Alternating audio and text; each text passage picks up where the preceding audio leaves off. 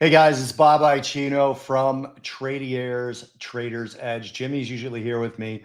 He is not today because former President Donald Trump shut down the highway. So he wasn't able to get home in time. He's still going to do the live show with me, which, by the way, that live show every Wednesday, 4 o'clock Eastern Time, 3 o'clock Central. But that's not what this is. This is the Tradier Rundown. And this week we're talking about currencies, the effect on currencies, with the dollar being the reserve currency, and how long maybe that'll last. Right now we're in about year 104 of the dollar dominance. And if you look prior to that, Spain was the leader. Spain was the global reserve currency. I believe it was in the 1800s, but for about 110 years.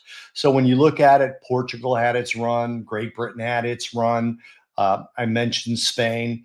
When you look at it from that perspective, the world's reserve currency status has lasted approximately a decade, on average a little bit less than that.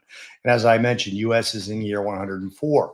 Now, we know a lot of central banks have started to accumulate gold. We also know that there is a move away. For example, Saudi Arabia did not re-up the petrodollar agreement. They're doing deals for crude oil with India in rupee. They're doing it with China in yuan. And then we've got the alliance between China, Russia, North Korea, and some other countries doing business in their currencies. And then we've got the BRICS nation, which are putting forth a BRICS currency that's likely to be backed in gold. So what does this mean to me? It means you need to keep an eye on gold. That's worst case scenario. Or have gold as part of your longer term portfolio. That's a best case scenario. I've been long gold since about November of 2022. Jimmy's been long gold a little bit after that, early in 2023. We both traded in and out of it, but our core longs have not changed for reasons like this. Not just that, but today, this is, of course, Wednesday. Janet Yellen said it's going to take $3 trillion of investment a year to fight climate change. We've also got the Treasury issuance, which again is leaning heavy towards bills, which is essentially a cash infusion.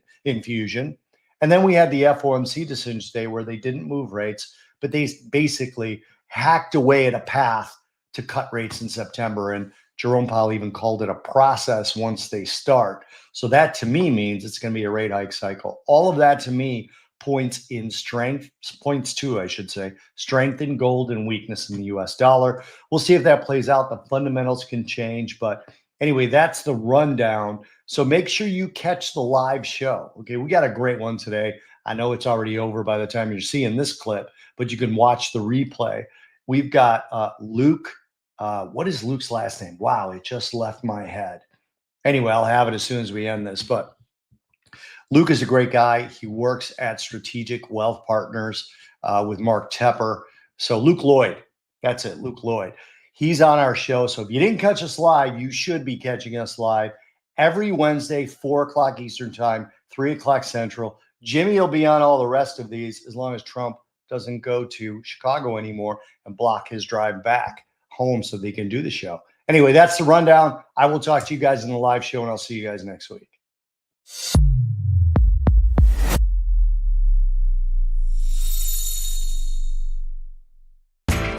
You know how the financial world goes. Here comes the buzzkill. Please make sure to take some time to read this boring disclaimer.